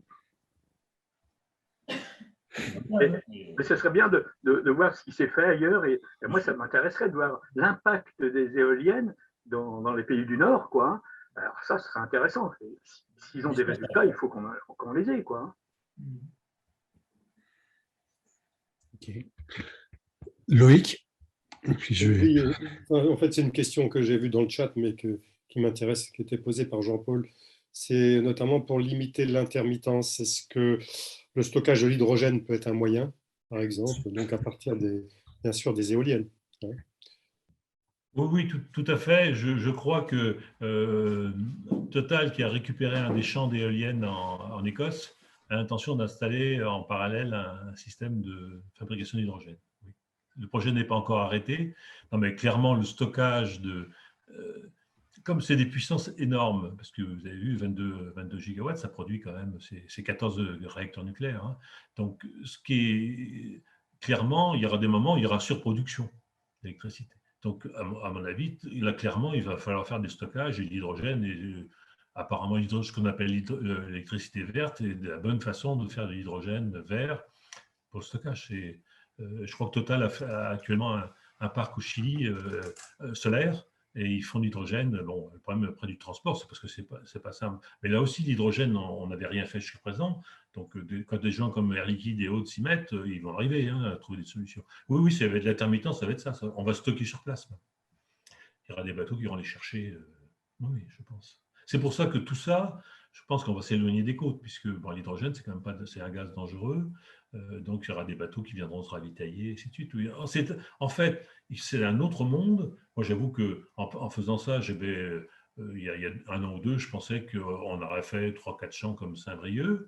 Les projets de RTE, et donc un peu de l'État, parce qu'à mon avis, l'État a dû donner son aval à l'étude de RTE. Moi, je n'avais pas du tout imaginé la taille, hein, d'accord ? Donc, je pense qu'il y a, et beaucoup de gens non plus, hein, donc je pense qu'il y a beaucoup à réfléchir et à anticiper, notamment sur la partie environnementale. Il faut, oui. Mais ce que je trouve désagréable, c'est qu'on tient un peu le citoyen, on ne peut pas dire qu'ils sont informés de ce sujet, hein, ni par les journaux, ni par nos politiques. Je trouve ça dommage. Chez Girard, le président de notre région, on ne peut pas dire on n'a aucune idée des projets actuellement qui soutient ou ne soutient pas. J'en sais rien. Voilà, j'ai aucune idée. Jean-Paul vient d'intervenir en disant qu'il a pris quand même position pour le développement de l'éolien en mer flottant. Oui, mais combien? Oui. Parce qu'entre faire, si vous voulez, moi, sincèrement, il y a 3 ans, vous m'auriez posé la question, j'aurais dit, on va faire 3 fois Saint-Brieuc, puis au final, tiens. Là, c'est 20 fois. Là, c'est plus. On interroge les citoyens avant de décider ça, quand même. Oui, non, mais il y a un grand débat à avoir. Donc, pour l'éolien en mer, c'est pas difficile. C'est combien? Juste, les réponses ont déjà été données ou soulevées par les intervenants précédents, mais oui, pour l'hydrogène, ou le stockage d'énergie, c'est vrai que c'est une question fondamentale, hein, du futur de l'électricité. Il y a aussi, alors, pour l'hydrogène, ça devient de moins en moins dangereux parce que les piles à combustible permettent de stocker de l'hydrogène sur des lames, hein, et pas dans des réservoirs. Donc, il faut aussi savoir de quoi on parle. Et puis, voilà. Et puis, sur le phytoplancton, là, je voulais dire à Pierre Molot, je pourrais demander à ma fille qui est biologiste du phytoplancton, si elle a des infos sur le sujet. En même temps, je vois pas bien, moi je suis biologiste aussi à l'origine, et je vois pas bien comment le sédiment peut avoir un impact sur le phytoplancton, enfin voilà. Ou de réveiller des virus peut-être, des mini-virus, parce que les virus marins sont les très gros virus, là, voilà. C'est un peu comme la problématique du permafrost avec le réchauffement climatique en Sibérie, mais bon, faut faire attention à ça. Mais du coup, je poserai la question à ma fille là, si elle a des réponses sur l'impact le fait de remuer les sédiments dans les fonds marins sur le phytoplancton. Et puis, j'avais une question là parce qu'en ce moment, on est aussi traversé par le prix de l'énergie. C'est une question un peu plus économique. Donc, on a on a eu des comparaisons là du prix finalement de l'énergie de l'éolien comparé au nucléaire, évidemment, qui tient compte de la sûreté nucléaire, etc. Mais là, on voit que le coût de l'énergie augmente, le coût de l'électricité augmente à cause d'une règle du dernier fournisseur, enfin du prix de l'énergie du dernier fournisseur. Il faudrait vraiment s'affranchir de ce type de règles pour pouvoir peut-être mettre le renouvelable à l'honneur, enfin, je veux dire, ou rentable à un moment donné, quoi. Oui, vous avez raison, mais vous savez pourquoi on avait fait cette règle du dernier fournisseur? C'est parce qu'en fait, des gens comme Total, Shell et Engie, on leur faisait construire des centrales qui... Il serait peut-être bien d'expliquer ce que c'est que cette règle avant. La règle du dernier fournisseur, c'est-à-dire que l'électricité, il y a ce qu'on appelle le prix spot, c'est le prix à la seconde, hein, du électricité qui varie tous les jours, hein, et à la seconde. Hein. Et tu as des trucs à 3 mois, 6 mois, dans les contrats 3 mois, 6 mois, ainsi de suite. Et donc, en décembre, il était rendu, bon, pour le prix moyen en France, c'est 40 à 50, et il était rendu à 250. Donc, 6 fois le prix. Et pour des contrats à longue durée. Et en fait, ils ont inventé cette règle du dernier fournisseur parce qu'en fait, les centrales de secours, comme l'Andivisio, par exemple, elles tournaient quasiment jamais. Et donc, les Engie et autres ont dit, moi, j'en construis plus parce que, excusez-moi, vous ne me payez pas. Donc, c'est ça qui a été décidé en Europe, mais ce qui est une solution débile un peu. Hein. Mais bon, elle a marché pendant 10 ans. Bon, il est clair qu'elle ne marche plus maintenant. Parce qu'en plus, ce qui est scandaleux, c'est qu'en fait, nous, on paye l'électricité, le prix des centrales à charbon allemandes, mais on a le danger nucléaire chez nous. D'accord ? Donc là, on s'est fait, excusez-moi, mais ça, c'est les Français qui ont négocié. Bon, donc là aussi, je ne dis pas qu'il n'y a pas que Ségolène Royal qui fait des belles choses. Donc il est clair qu'il faut remettre, surtout si on a le danger nucléaire, parce que c'est un risque quand même, il est clair qu'il faut qu'on rebalance ça. Mais vous savez bien que pour les règles européennes, vous avez vu pour la taxonomie, pour l'investissement, il faut 5 ans ou 6 ans. D'accord ? Donc ça va être très long. Mais il faut quand même tenir compte. Ce qui est certain, c'est qu'on va interconnecter les réseaux. Ça, c'est clair. On est obligé de le faire pour des raisons, je l'ai expliqué tout à l'heure, on est certain. Donc, ça sera un prix européen, fatalement. Mais il ne serait pas interdit que la France se réserve, comme pour le prix A1, une partie plus significative. Mais là, actuellement, le gag quand même qu'on a fait, c'est qu'on a forcé EDF à vendre à 42 € et qui finance Total et Engie, d'accord ? Oui. Et tout ça, parce que c'est nous, contribuables, qui allons payer après. Hein, vous en doutez bien. Bien. Donc, si vous voulez, là, il est temps de repasser à des choses plus raisonnables, mais comment dire, l'arrivée du renouvelable en quantité majeure a bouleversé, parce que cette électricité, c'était en 2010 à peu près, hein, le prix d'électricité. Bon, maintenant, avec les renouvelables qui ont priorité absolue, ça devient aberrant, oui, c'est clair. Mais ça va être une discussion. Parce que de toute façon, on n'échappera pas, c'est pour ça que je vous ai parlé de l'Europe, on n'échappera pas à l'électricité européenne. Et c'est ça. Parce que si un pays a un jour sous un cataclysme, on sera content de trouver les autres pays. Ça peut être nous, les autres. Hein. Donc, trouver le bon prix d'équilibre, ça va être des discussions dures. Parce que même pour les investissements, on ne se met pas d'accord. Parce que vous voyez, on est obligé de mettre le nucléaire et le gaz dans le même paquet. Ben voilà, c'est ça. Mais bon, c'est les compromis européens. Ouais. Jean-Paul, tu voulais intervenir? Oui, derrière ça. Le prix de fourniture n'est que le tiers du prix que vous payez. Hein. Oui. D'accord ? Quand vous payez 15 centimes ou 150 €, il n'y a que 50 de fourniture. Il y a déjà les 2 tiers qui sont fixes. Donc, on se polarise tous. Une fois que les prix de fourniture sont semblables, ça a plus beaucoup d'importance. Semblable, je dis bien. Pas le triple. Merci. Jean-Paul? Sur l'aspect nucléaire, il y a un peu une question d'objection de conscience. C'est-à-dire que où on pense que finalement le risque il n'est pas si important que ça, où on pense en effet que c'est un risque de type signe noir, c'est-à-dire que ça n'arrive pas souvent, mais quand ça arrive, c'est des catastrophes. Et donc, c'est vrai que bon, le nucléaire pose des problèmes qui ne sont pas que des problèmes de prix, hein, qui sont des problèmes stratégiques, qui sont des problèmes d'indépendance énergétique, qui sont des problèmes de risque social assumé ou pas, etc. Et ça, c'est la première chose quand même. C'est-à-dire qu'à la rigueur, si on dit que le nucléaire, finalement, il faut assumer le risque d'avoir un gros problème de temps en temps, finalement, c'est sans doute la meilleure solution. Alors, je veux vous répondre là-dessus. J'avais été, juste avant mon départ en retraite, j'ai été désigné par la marine pour étudier les conséquences post-Fukushima. Et notamment à l'île Longue, parce que vous imaginez s'il y a un séisme et un tsunami à l'île Longue, qu'est-ce qui se passe? Bon. Donc j'ai été désigné dans ça. Alors sachez qu'il y a quand même, après Fukushima, il y a eu des études très approfondies de l'IRSN là-dessus, et une doctrine a quand même changé, et on en a peu parlé, mais elle est officielle. Hein. Jusqu'avant Fukushima, EDF et la sûreté nucléaire disaient il n'y aura pas d'accident. C'est pas possible. Une preuve que les Japonais, qui sont des gens très compétents, en ont eu un, et donc il y a eu un changement de portage. Et l'ASN a dit si un accident est possible, un jour, et donc je fais ce qu'on appelle des derniers secours, parce qu'en fait, ce qui est vital pour un réacteur, c'est le refroidir. Donc, on a installé des installations de secours réfrigérantes, électriques et autres, qui, même si tout le pays était dévasté, et par exemple, pour donner une idée, les groupes électrogènes, on les a mis à 20 mètres de haut, d'accord, pour éviter que si un tsunami arrive, parce que ce qui est vital, c'est le refroidir. Donc ça, c'est vital. Et donc, il y a eu un changement de doctrine très profond, puisque l'ASN a dit, si maintenant, on fait tout comme pour ne pas avoir, bien entendu, mais un risque nucléaire ne peut pas être exclu, ce qui est déjà une très bonne chose.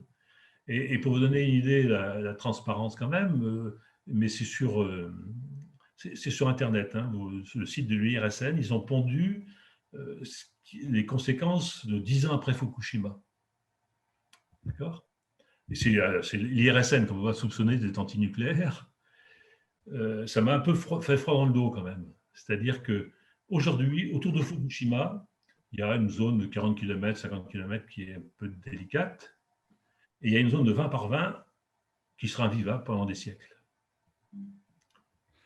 D'accord? Et c'est officiel, hein, c'est pas moi qui machin, c'est l'IRSN qui le dit.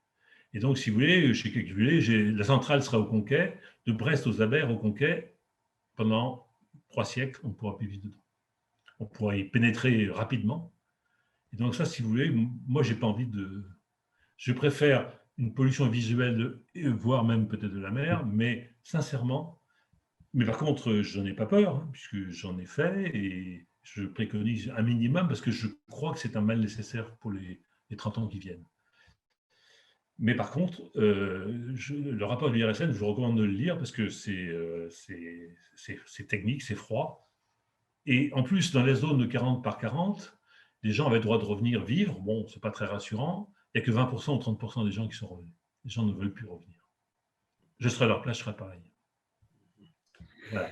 Donc, les gens qui disent 100% de... Le risque est infinitésimal, hein, pour avoir été dedans et avoir subi les foudres de l'IRSN, c'est pas facile. Hein. Donc, rassurons-nous. Par exemple, les incidents qu'on voit d'arrêt de centrales, c'est rassurant pour la sûreté nucléaire de notre pays. C'est-à-dire qu'il y a des gens qui ne sont pas atteignables, d'accord, qui vont dire oh, bah, votre centrale, elle marche pas, elle n'est pas sûre, je ne vous autorise pas à la continuer, l'exploitation. Et ça va jusqu'à là. Hein. Moi, j'ai eu des interdictions d'exploiter, c'est un truc. C'est très bien. Donc, c'est rassurant. Mais par contre, à un moment ou l'autre, je ne sais pas si vous connaissez la différence entre l'arrêt froid et l'arrêt chaud. Hein. Un cœur, quand il s'arrête, il est dangereux pendant 10 jours avant qu'il s'arrête définitivement. Donc, ce n'est pas anodin. Et refroidir pendant 10 jours. Les Japonais, il leur manquait un groupe électrogène qui faisait circuler une pompe. C'est aussi con que ça. S'ils l'avaient eu, ils sauvaient leur cœur. Voilà. Alors que là, ils ont fait fondre le truc. Et pour réparer ça maintenant... Parce que l'explosion, ce qui est terrible là-dedans, si vous voulez, moi j'ai vu ça à la télé, je travaillais encore, une fois que c'est parti, c'est inexorable. Vous ne pouvez plus rien faire. Ah oui, c'est une réaction en chaîne. Oui. Puis même, si vous n'avez pas le refroidissement, le cœur part en surfusion. Et... Il traverse, pour donner Flamanville, on a prévu ça, ils ont fait ce qu'on a construit, ce qu'on appelle un cendrier. C'est un beau mot pour récupérer le corium qui fait quand même plus de 10 mètres d'épaisseur. Et ça peut le traverser quand même. Voilà, donc c'est à manipuler. Moi, je n'en ai pas peur, je dormirai près d'une centrale, mais je préfère dormir près d'une éolienne. Voilà.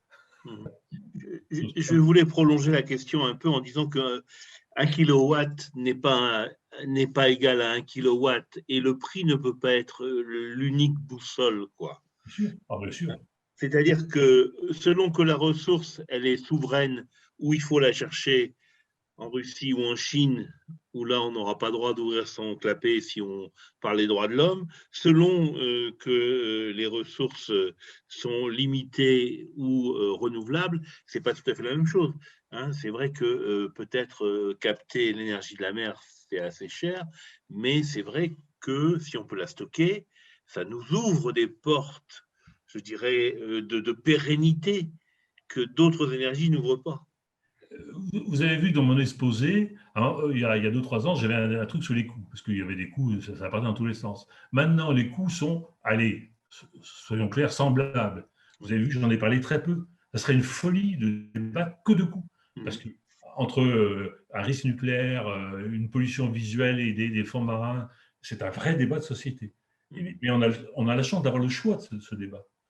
Il y a 20 ans, on ne pouvait pas le faire, parce qu'on n'avait que ça.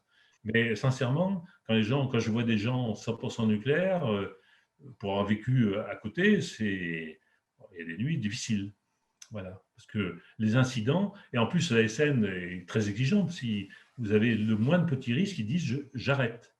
Et quand vous dites aux militaires, vous arrêtez le sous-marin, ça ne se passe pas comme ça. Et c'est heureux. C'est bien comme ça. Donc voilà, mais par contre, ça ne m'empêchera pas, mais sincèrement, je préfère dormir au pied d'une éolienne. À 500 mètres, disons.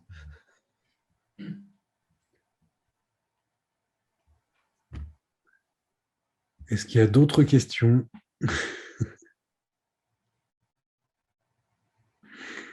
Il y a des documents dans la discussion que je vais enregistrer comme ça. On va avoir ça en copie. Hervé, voilà, ça va être les Je dernières. n'entends pas, Hervé, il faudra remettre le son. Pour refroidir les réacteurs sur les centrales nucléaires, il faut de l'eau et on va arriver sur des grandes périodes de sécheresse en France, comme partout dans le monde. Comment on va faire? On arrête les réacteurs comme on a fait déjà en France, quoi. Les nouveaux réacteurs sont tous implantés bord de mer. Il n'y en aura plus le long des fleuves. D'accord. Voilà. C'est prudent. Jean-Paul? Oui, sauf que le projet des centrales nouvelles, c'est de les mettre là où il y a déjà des centrales, hein. Oui. C'est-à-dire le long de la Loire, ou le long du Rhône, où l'eau réchauffe. Non, mais c'est pour le moment, oui, je suis d'accord avec vous, c'est dans les enceintes des centrales existantes. Ce sera très difficile d'en créer ailleurs. Plug-off, c'est pas une bonne idée. Deuxièmement, voilà. Et deuxièmement, les premiers réacteurs, c'est par paire de deux dans les centrales bord de mer, Penly, je ne sais plus l'autre, Dunkerque aussi, et tout comme ça. Voilà. Il n'y en a pas pour le moment. Pour le moment, j'en ai fleuves. Alors peut-être le Rhône, c'est d'autres faisable, mais la Loire, c'est aléatoire. Hein. Très aléatoire. Parce que si c'est une centrale nucléaire, l'avantage c'est qu'elle tourne 80% du temps. Si elle tourne la moitié du temps, ça n'a plus aucun intérêt. Bien sûr. Et ils ont déjà arrêté des centrales à cause d'une eau de rivière trop chaude, hein, je crois. Alors, ralenti. Ralenti, oui. Oui. Oui, parce que là, pour le coup, ça détruit la flore et la faune autour. C'est là où... trop chaude. Bon, sur la pointe du Rhin, je témoigne, hein, l'eau reste froide. Mais ça ne te fait pas peur, Jean-Paul? Loïc. Oui, enfin, j'aborde une question, mais c'est comme ça un peu au hasard, hein. On produit de l'eau localement par des syndicats. Est-ce qu'on pourrait imaginer la production d'énergie à une échelle beaucoup plus réduite et non interconnectée, par exemple? Je ne sais pas. Hein, j'avais fait un exposé lors d'une réunion à Plug-off avec EQF. Avec nous. Et en fait, oui, je pense qu'en fait, si le système centralisé avec son mixte de RTE ne donne pas suffisamment satisfaction, c'est comme ça que ça se passera. Chacun se débrouillera. Je ne suis pas sûr que ce soit le meilleur coût et la meilleure performance. Mais si vous voulez, en disant à François en réunion, si les Français refusent tout, moi je vais acheter des panneaux solaires et des batteries. Mais c'est aberrant au niveau national. Ce n'est pas aberrant au niveau d'un village ou d'une personne. Hein. Mais si vous voulez, l'électricité produite, pour donner, je crois que j'ai une idée, sur les panneaux solaires individuels et puis des batteries hautes, ça coûte le triple. Hein. Là, ça commence à faire cher. Et en plus, l'entretien de ces trucs-là est quand même sensible parce que les batteries, tout ça ne se manipule pas comme ça. Donc oui, je pense qu'il y a des choses à lancer individuellement et je pense que ça ferait prendre conscience aux gens surtout. Parce qu'actuellement, il n'y a pas de prise de conscience. L'électricité, on allume le bouton, mais comment ça ne marche pas? Là, les gens verraient que c'est compliqué. Oui, je pense que c'est une... Alors, il faut le lancer en parallèle. Je pense que l'expérience qu'a fait Langouette, c'est une bonne chose. Mais pour le moment, c'est quand même très onéreux. Et puis, alors, les batteries, je ne vous dis pas quand même pollution. Hein, parce que les panneaux solaires non plus, il y a des métaux lourds, ce n'est pas forcément un truc top. Hein. Et pour vous donner une idée, le prix du mégawattheure du panneau solaire sur ferme géante, c'est le tiers du prix individuel. C'est 3 fois moins cher. Voilà. Donc, ça serait une solution de secours, parce que les gens ne se passeront pas à l'électricité. Ça, j'en suis persuadé. Mais c'est à privilégier en deuxième ressort. Et puis, ça ne marche pas pour l'industrie, hein, parce qu'on a encore une industrie quand même. Et le transport, c'est le tiers. Hein, les camions, les trains, ainsi de suite. Voilà. Donc, à poursuivre, mais ce n'est pas pour le moment la solution privilégiée que je pense à privilégier. Ou alors chacun fait un truc individuel. Mais le système du village collectif me paraît une bonne idée. Soit en éolienne, soit ils ont fait des... Ça donnerait un peu plus de sens aux réactions des gens. Je me demande si dans le Méné, ils n'ont pas réfléchi à ça.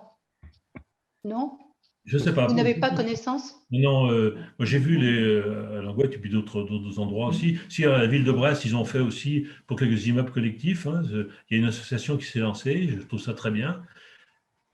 Mais je vous dis, c'est le problème après de la gestion de ces trucs collectifs parce que ça demande un passage de technicien, il faut le payer. C'est en gros la fourniture à peu près le triple aujourd'hui. Ça peut baisser là aussi. Panneaux solaires, personne n'avait imaginé les rendements. Le prix est divisé par 3 ou 4 en 10 ans. Claire voulait intervenir là. Oui, juste dans la même idée là, de l'énergie individuelle ou sur un quartier par rapport à une éolienne sous forme peut-être coopérative ou sur un groupe d'habitants. Moi, je pense à nos projets, je pense que c'est tellement... Parce que ce que j'entends, c'est que si vous voulez, un parc éolien en Allemagne, ça met 3 ans. En France, ça met 8 ans à se faire. Parce qu'il y a tellement de démarches, de contradictions, de recours, ainsi de suite, que c'est envisageable par une entreprise, mais cofinancé. Moi, je serais pour un système en disant on crée un syndicat. Là, pourquoi pas? Ouais. Mais il faut déjà des structures très... Il faut être solide hein, pour attaquer les... Parce que vous avez des opposants qui sont... j'ai peur. Hein.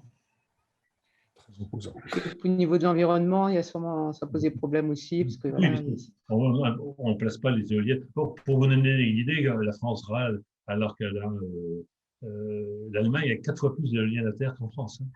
Parce qu'évidemment, quand c'est sur une petite échelle, c'est des éoliennes beaucoup moins importantes. Donc, du coup, sur l'environnement, il y a moins d'impact. J'avais été assisté à la mairie de Châteaulin, un débat sur le climat, et ainsi de suite. L'idée du maire était je vais mettre des éoliennes plus petites, ça sera plus joli. Oui, mais sauf que ça ne marche pas, ça ne produit pas. Les éoliennes, parce que si vous voulez, le vent à moins d'1 mètre de la terre, il n'est pas régulier. Les éoliennes ne marchent pas. Pourquoi celle en mer marche très bien? C'est que la mer est quand même globalement plate et à 200 mètres, vous avez un vent très régulier. Jusqu'à 20 mètres, c'est une sorte de parabole et ça ne marche pas bien. Toute l'énergie un peu très écologique et autres, ça peut marcher, mais c'est des rendements un peu catastrophiques. Il faut beaucoup de batteries pour stocker, quoi. Oui. Moi, j'avais visité à Beniguet, il y a un gîte rural qui a été fait, justement, où ils essayent d'être autonomes, et là, pour des raisons philosophiques, en fait, un peu. Hein. Quand j'ai vu la taille des batteries, ça prenait le tiers du garage. Ouais. Oui, alors, je vous dis, là aussi, on fait des progrès fantastiques, mais vraiment, il faut essayer de voir, et après, si jamais ça ne marche pas bien, chacun fera un peu le feu de bois et le... Mais je pense qu'il y a des solutions. L'éolienne, non, mais pas le solaire de collectif, oui. L'éolienne, c'est beaucoup plus compliqué à gérer. Que je suis monté en haut d'une éolienne, je vous assure que quand vous êtes en haut, c'est des pros hein, qui vont en maintenance. J'étais obligé de signer une décharge comme quoi, si je tombais, je ne portais pas recours contre l'entreprise. Hein, parce que c'est quand même pas des engins habituels. C'est haut. Hein. Une fois dedans, ça bouge. Ou celles qui produisent, disons.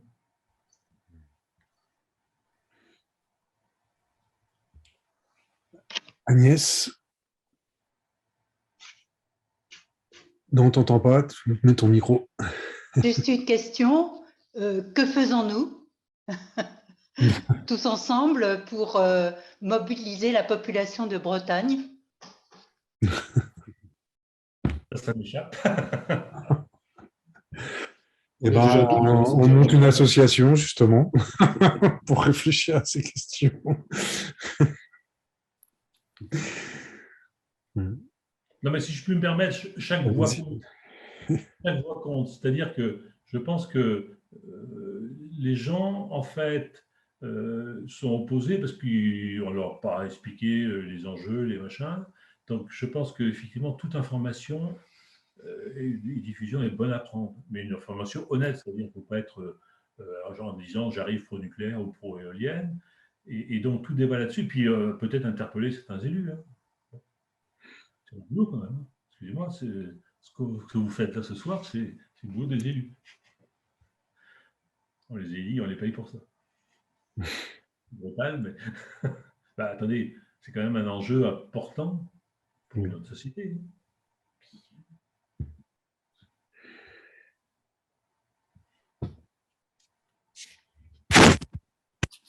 À la fin de notre réunion, est-ce qu'il y a encore une question? Alain, Olivier. Je vais enregistrer. Juste peut-être une question. Oui. On n'a pas du tout abordé la question de la fusion nucléaire, mais parce qu'il Oui, y a eu je voulais la poser. assez récente. Hein. Alors, les perspectives à 20-30 ans, est-ce que ça réglerait un peu le problème, quoi? Alors, j'ai eu la chance de visiter ITER. Et donc, là, c'était à l'époque, c'était en terrassement. Hein. Bon, donc, il y a eu des débats. En plus, les débats étaient qu'en anglais, parce que c'est une entreprise ACA System qui a invité. Et donc, en fait, j'ai eu plusieurs questions. Et moi, mais c'est à 2060. À 2060. Voilà. En fait, si vous voulez. Alors, la fusion, si d'ailleurs bon, le projet doit coûter 15 ou 20 milliards lui tout seul, c'est quelque chose d'assez géant. Un des problèmes, c'est que c'est la stabilité, c'est-à-dire que vous créez une fusion qui dure 1 milliardième de seconde. Hein, et là, vous espérez récupérer l'énergie de ce milliardième de seconde. L'avantage énorme, c'est que ce n'est pas radioactif et que ça ne peut pas faire de contaminer, puisque ça s'éteint tout seul. Le problème, c'est qu'on n'arrive pas à le maintenir, justement. Par contre, ça fusionne les noyaux d'hydrogène, c'est des énergies énormes qu'il faut récupérer. Alors, c'est des tokamaks, hein. Il y en a en Russie, aux États-Unis, qui marchent, hein, mais pour des petites puissances. Là, c'est le plus gros qu'on va faire. Donc, moi, je pense qu'il y a... Là aussi, comme je disais tout à l'heure, pour les hydroliennes et autres, ça serait idiot de ne pas le chercher. Parce que mais ça ne sera pas d'appliquer actuellement, si vous voulez, si on décide de faire du nucléaire, des éoliennes, c'est 15 ans. Hein. Donc, si aujourd'hui on décide, ce sera opérationnel en 2040. Là, l'autre, c'est 2060 au mieux. Au mieux. Il va falloir faire 20 ans d'études parce que c'est des puissances énormes. Je crois qu'il faut quasiment, lors de l'envoi de la fusion, c'est une centrale nucléaire à plein qui tourne. Hein, pour l'envoi. Oui, c'est ça, oui, mais il faut générer un plasma. Enfin, voilà, c'est très instable. C'est très instable. Ça génère un petit peu de radioactivité sous forme de tritium quand même. Mais, oui. C'est vrai que c'est un projet à long terme. Ouais. Moi, je voudrais dire une petite chose à cette discussion qu'on a sur l'énergie ce soir et sur les possibilités que nous offre le milieu maritime dans le domaine de la production d'électricité, possibilités qui ne sont pas exploitées actuellement. Il faudrait, c'est vrai qu'un débat, que les Bretons en débattent ensemble, ça serait très important. Et la question qui a été un peu posée tout à l'heure, enfin, par Alain et puis par Jean-Paul, c'est effectivement le rôle du Conseil régional devrait être de mettre le sujet devant la population, dire est-ce qu'on continue à être dépendant au niveau de la production d'électricité à 80% de l'extérieur, en sachant qu'on va avoir de plus en plus besoin d'électricité. Est-ce qu'on continue comme ça ou est-ce qu'on cherche des solutions? Il y en a qui se proposent devant nous. Voilà, or, on ne sent pas du tout chez les élus régionaux, hein, mais les autres aussi, cette attitude qui est d'informer les gens et de les mettre devant la responsabilité qu'on a tous au niveau de l'avenir de notre région et de nos territoires. Et c'est terrible, hein, parce que comme le disait Alain, à un moment donné, les solutions, on va être le dos au mur et il va falloir décider dans l'urgence et ça risque de pas bien se passer, quoi. Voilà. Donc, c'est pour ça que je pense que ça a du sens que nous, au niveau de notre association, on pose cette question-là et on ne discute pas pour discuter, s'informer, améliorer nos connaissances les uns les autres. C'est pas seulement ça, c'est que vraiment, il y a un enjeu pour la Bretagne et il faut vraiment le porter devant la population. En tout cas, c'est une bonne conclusion. François, c'est exactement c'est ce que j'aurais dit. Donc c'est parfait. Non, non, c'est vrai que c'est du coup, merci beaucoup pour cette intervention et puis tous les enjeux, la présentation des enjeux à travers l'éolien en mer, c'est effectivement l'enjeu de l'énergie et de l'électricité au niveau de la fourniture en électricité en Bretagne, en particulier en Bretagne, mais je pense que ça se pose aussi dans les autres régions françaises et en Europe et dans le monde, forcément, compte tenu du contexte écologique, climatique, etc., évidemment. Et donc, et puis, comme tu dis, François, effectivement, pour nous, pour l'IEN, c'est vraiment de porter cet enjeu-là au niveau de la population bretonne. Et de savoir, et puis comme disait Jean-Paul, il va falloir choisir, comme vous disiez aussi, monsieur Olivier, est-ce que c'est mieux de dormir à l'ombre d'une éolienne ou d'une centrale nucléaire? Est-ce que c'est toute la question. Peut-être qu'on pourra ou on peut poser la question de manière provocante, un peu comme ça, voilà, lors d'une réunion plus publique, voilà. C'est quelque chose, une question qu'on pourrait poser, quoi.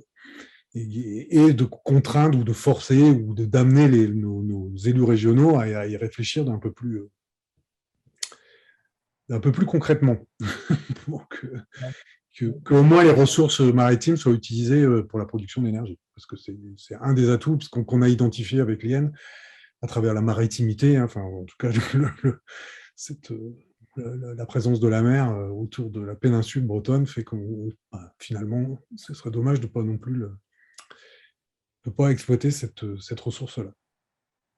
Alors, pour la suite, Guy, c'est une proposition qu'avait fait Anne Kéméré, qui co-anime avec nous le groupe Maritimité. Oui. Et la présence de Pierre Molot, c'était vraiment très intéressant.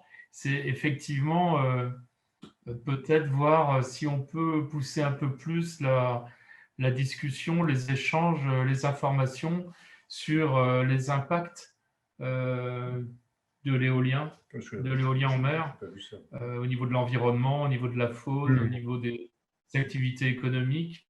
Je ne sais pas, Anne, si tu es là, tu peux peut-être... je ne sais pas si Anne est encore là. Je suis là. Voilà. C'était ton idée. Oui, on l'avait évoqué justement avec Pierre, qui est présent ce soir. Mais j'ai l'impression que pour l'instant, justement, on est tous un peu en recherche d'informations sur ce qui est l'impact, ce que sont les impacts sur les écosystèmes, que ce soit littoral ou en mer, puisque Pierre, tu avais l'air de dire que toi aussi, tu étais en demande d'informations et que tu étais en quête de réponses. Donc, je ne sais pas, il faudra peut-être qu'on ait déjà peut-être une meilleure notion de ce que c'est que ce littoral, justement, quels sont ces petits habitants du littoral et que tu évoquais par le plancton, et peut-être aussi trouver quelqu'un qui pourrait éclairer un peu nos lanternes. Mais alors là, pour le moment, moi, je n'ai pas trouvé cette personne-là. Moi, je peux regarder, on peut continuer à regarder.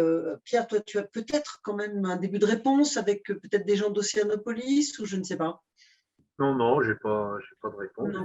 J'aimerais bien avoir des études d'impact qui ont eu lieu ailleurs. Et l'expérience écossaise. Oui, par exemple. C'est intéressant de voir si ça a eu un impact ou pas, quoi. Je pense que les Anglais doivent certainement avoir une bonne connaissance aujourd'hui, vu le parc éolien qu'ils ont. Donc il doit y avoir des documents possibles à récupérer, mais c'est vrai que je ne sais pas très bien par quel bout ça se prend ou qui contacter pour... Comme je disais, je vais demander à ma fille qui est chercheuse.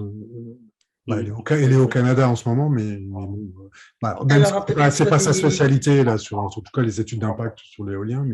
Parce que je pense que de toute façon, pour convaincre la population bretonne et autres, mais nous, ce qui nous concerne, c'est la population bretonne, je pense que vraiment les réticences aujourd'hui des gens dans la méconnaissance et dans les inquiétudes, c'est bien sûr cet impact-là. Et c'est ce qu'on entend le plus souvent, ou en tout cas, c'est ce qu'on nous met en avant dans les craintes de voir l'éolien marin se développer. Donc, je pense qu'il faut absolument, et c'est là où vous aviez raison, il faut absolument que la population soit informée, mieux informée qu'elle ne l'est aujourd'hui, parce qu'on entend tout et n'importe quoi. Ce qui fait que si on ne va pas chercher l'information, on part sur des rumeurs, on part sur des fausses peurs, sans connaître réellement les tenants et les aboutissants. Donc, je pense que c'est vraiment indispensable de connaître ce sujet parfaitement. Et quand on parle de biodiversité, il faut ne pas parler que des poissons qui passent. On m'a dit, mais non, il n'y a aucun impact, les poissons pourront passer, mais je ne parle pas des poissons. Mais je parle de justement ce qui est infiniment petit, qui est invisible. Parce que les poissons, eux, ils iront où ça leur plaît, hein, mais voilà. Et ils iront surtout où il y a de la nourriture. Et quand il y a du plancton, il y a de la nourriture. Quand il n'y a pas de plancton, il n'y a pas de poisson. Hein, donc, c'est ça qui est intéressant. La biodiversité ne s'arrête pas qu'aux poissons qui passent, quoi. Il faut aller beaucoup plus loin. Oui, et puis sociologiquement, on a quand même un sacré background négatif je dirais de la pratique d'EDF historique, hein, qui était de ne pas avoir de transparence. Donc, il est logique que les citoyens soient un peu inquiets, surtout qu'on voit bien que c'est des énergies assez centralisées quand même. Hein. Quand on a, je prends souvent l'image, quand on a un château d'eau à côté de chez soi, il n'est pas très beau, mais on sait que c'est pour avoir de l'eau et que si on met une grande mouette dessus, on ne le regardera plus au bout d'un moment. C'est que là, on parle quand même de gros impacts, quoi. Hein. C'est des chiffres, enfin, c'est industriel, c'est gigantesque quand même. Oui. Solution simple. En dehors de quelques solutions individuelles, mais qui ne sont pas transposables sur le. Mais on pourrait, ça pourrait être un des objectifs du groupe de travail, d'essayer de réunir des informations et peut-être des intervenants sur ce sujet. Effectivement, en essayant de voir du côté des Britanniques, des Allemands, des Danois, où là, il y a quand même quelques, je sais pas, 20 ans, 30 ans d'expérience.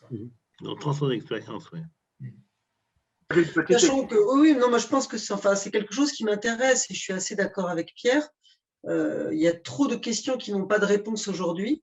Il y a un moment, il va falloir prendre des décisions et on ne pourra pas dire non à tout. Donc, à partir de là, lorsqu'on devra dire oui à quelque chose, au moins savoir à quoi on s'engage et avoir des connaissances un petit peu plus importantes que celles que l'on a aujourd'hui, à savoir pas grand-chose ou quasiment rien.